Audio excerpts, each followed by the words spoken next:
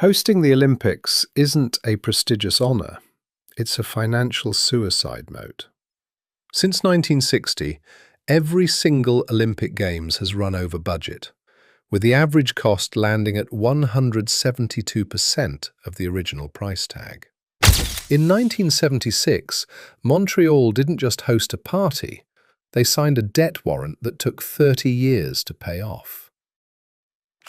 When the world watched the 2026 Winter Games in Milano-Cortina, they weren't just watching athletes.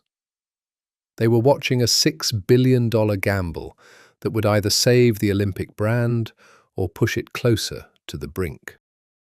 By the end of this video, you'll understand the hidden winner's curse that keeps cities broke, the secret tourist tax Italy used to claw back billions, and why your home city should probably pray it never wins an Olympic bid. Walk through Sarajevo, Athens or Rio today and you'll find them. White elephants. These are billion-dollar stadiums, sliding centres and athlete villages that are now literal ghost towns. They are overgrown with weeds, filled with stagnant water and guarded by rusting fences. To the International Olympic Committee, these were monuments to human achievement. To the taxpayers of those countries, they are $100 million concrete blocks that produce zero revenue and cost millions a year just to keep from falling over. This is the Olympic death sentence. It's a cycle of ego, over-promising, and eventual bankruptcy. But Italy claims they've found a cure. They were calling Milano-Cortina 2026 the Sustainable Games. To understand if they were lying, we have to look at the math that destroys most host nations. In economics, there's a phenomenon called the winner's curse. When multiple parties bid for an asset of uncertain value, like the rights to host a global event, the winner is almost always the one who overestimates its worth the most.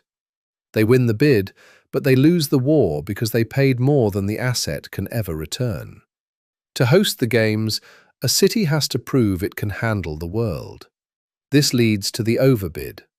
Cities promise shiny new subways, five-star athlete housing, and high-tech venues. But here is the formula that politicians conveniently ignore: opportunity cost.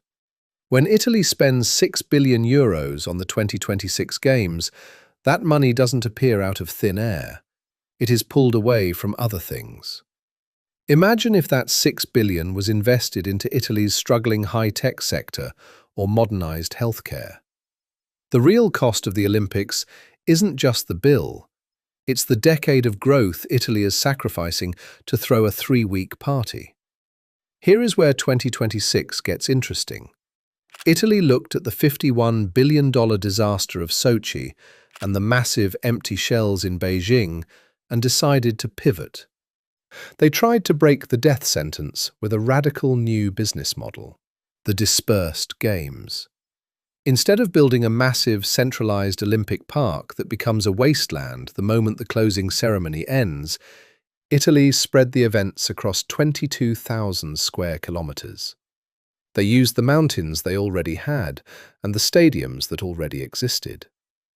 In fact, 92% of the venues for these games had already been built before Italy had even won the bid. They didn't build a giant skating oval in the middle of a city. They used existing rinks and temporary structures. But the real genius, or the real gamble, is the Olympic Village in Milan. Normally, these villages are a nightmare to repurpose, but Milan had a massive shortage of student housing. Italy's strategy was simple: build the village as a high-end student dormitory first, use it for the athletes for 20 days. Then, by the next semester, every single room is already sold out to university students. They didn't build a monument, they built a real estate asset. But here is the weird part. Even with all this sustainability talk, the old Olympic ego still managed to draw blood.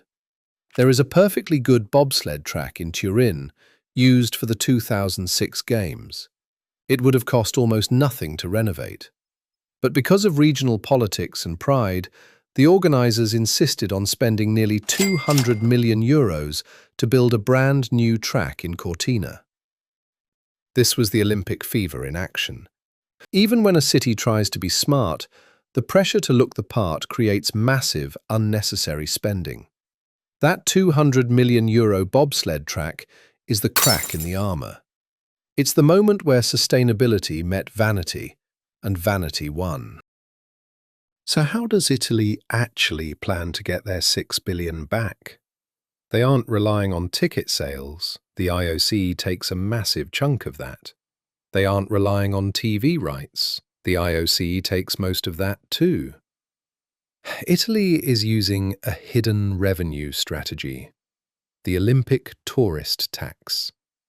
For the duration of the Games, Italy authorized a special tax hike for any hotel or rental within a 30-kilometer radius of an Olympic venue. If you're a tourist coming to see the skiing, you aren't just paying for the room, you're paying a direct legacy fee to the Italian government. Combine this with the projected 67 million international arrivals expected in Italy throughout 2026, and you see the real play. Italy isn't trying to make a profit on the event. They are using the event as a giant advertisement for brand Italy. It's called soft power. By broadcasting beautiful shots of the Dolomites and the architecture of Milan to billions of viewers, they are essentially running the world's most expensive tourism commercial. They are betting that the Olympic bump will keep their tourism GDP inflated for the next decade. Why does this work? Because of the scarcity trap. During the Olympics, rational financial behavior disappears. Hotels that usually cost $150 a night are charging $900, and people are paying it. Why? Because the once-in-a-lifetime bias overrides the "is this a good deal" logic. Italy is banking on this psychological glitch. They know that for 17 days, the world's wealthiest tourists will have zero price sensitivity. The government and local businesses are effectively harvesting wealth from international visitors to pay off the infrastructure debt they took on 4 years ago. The 2026 Games became a crossroads. As Milano-Cortina closed the year with a manageable deficit and a functional student housing district, they offered a potential blueprint for cities around the world to host the Games without destroying their economy. But if the final accounting reveals that the costs of the bobsled track spiraled, or that the tourist tax discouraged long-term visitors, it may stand as further evidence that the Olympic business model remains fundamentally flawed. The Olympics is the ultimate high-stakes trade. You're trading billions of dollars and years of opportunity cost for a few weeks of global attention. In the world of finance, that's usually a bad deal. But in the world of politics and soft power, it's a gamble Italy couldn't resist. If you want to understand why countries like Italy are willing to take such a massive financial risk just to stay relevant on the global stage, you need to see how the game of global wealth is actually played. There is a specific reason why some nations consistently grow rich, while others are stuck in a cycle of debt and poverty. To find out the truth behind that divide, click here to watch my video on why some nations get rich and others stay poor. I'll see you there.